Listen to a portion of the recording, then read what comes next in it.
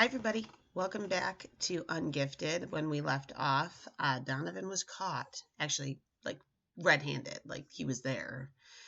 The superintendent brought him in, wrote his name down on a Post-it note, put it on his desk on a pile of papers, and left to go handle stuff, and now can't find the paper and doesn't remember the name. So Donovan might be catching a break. Chapter 3, Unexplained, Donovan Curtis, IQ 112.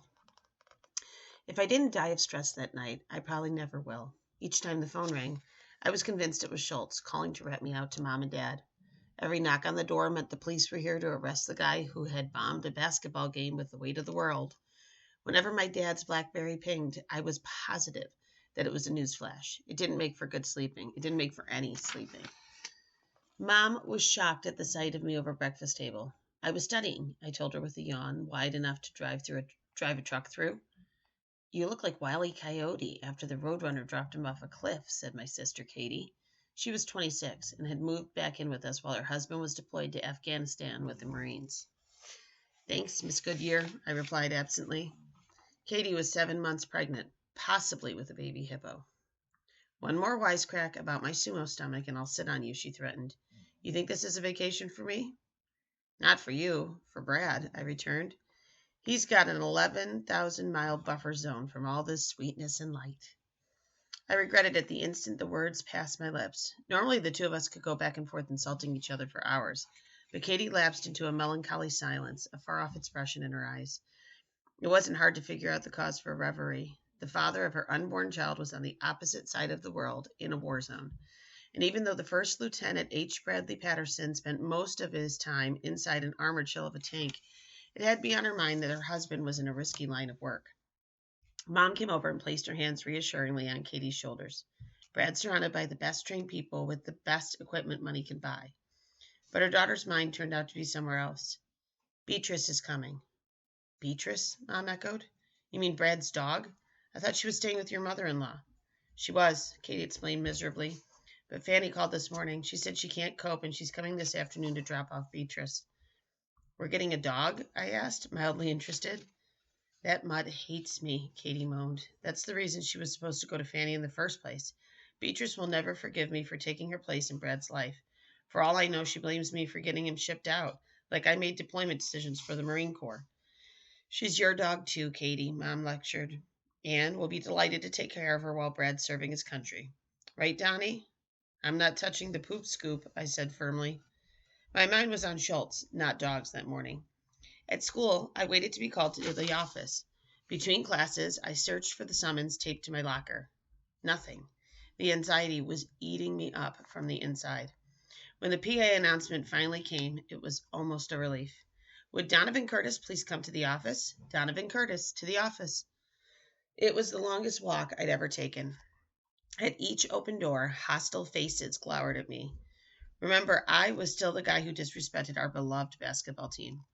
When the news got around that I was also responsible for unleashing the runaway globe that bowled out in the gym, I was really going to be public enemy number one. At last, I rounded the corner, and the glassed-in reception area came into view. To my surprise, the avenging angel waiting for me was not Dr. Schultz, but Mr. Fender.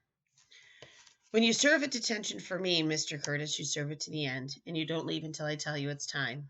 He went on for a while, trying to scare me, I guess. The poor guy had no way of knowing that, considering the payback I was expecting from Schultz, a rampaging grizzly couldn't scare me.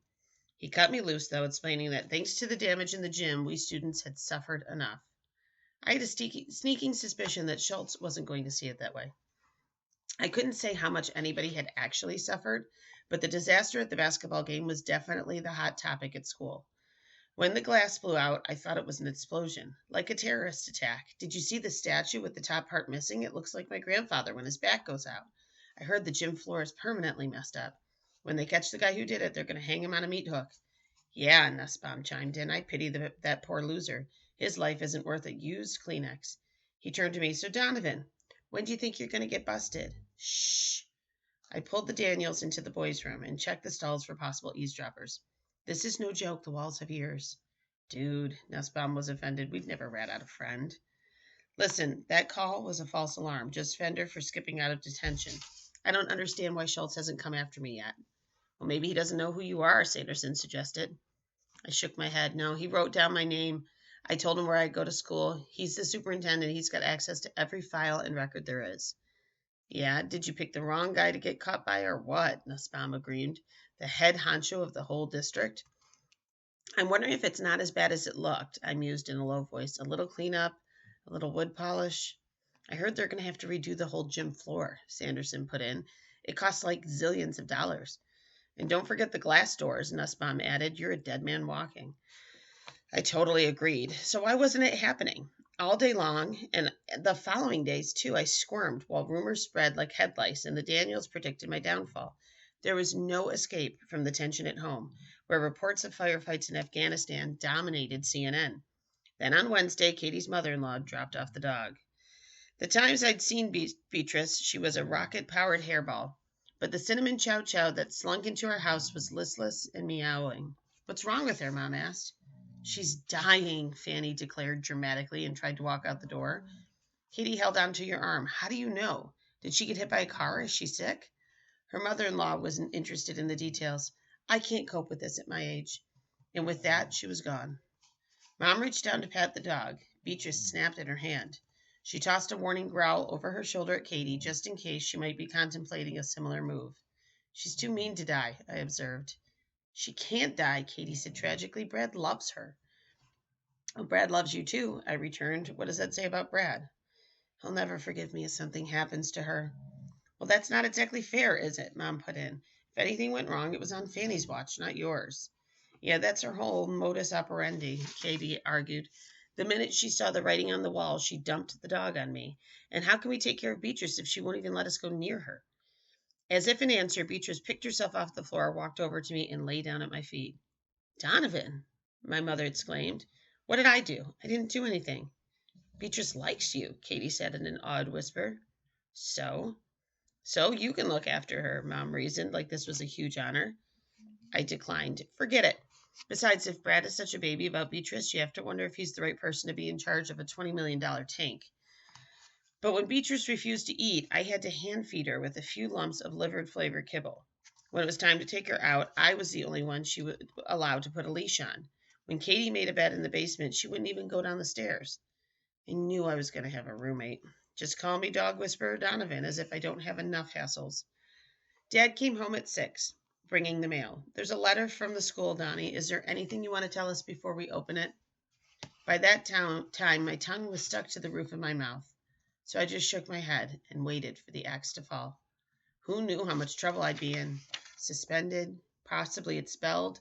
Not out of the question, especially since Schultz thought I did it on purpose. Well, I had done it on purpose, hitting the statue apart anyway. And we're going to pause there.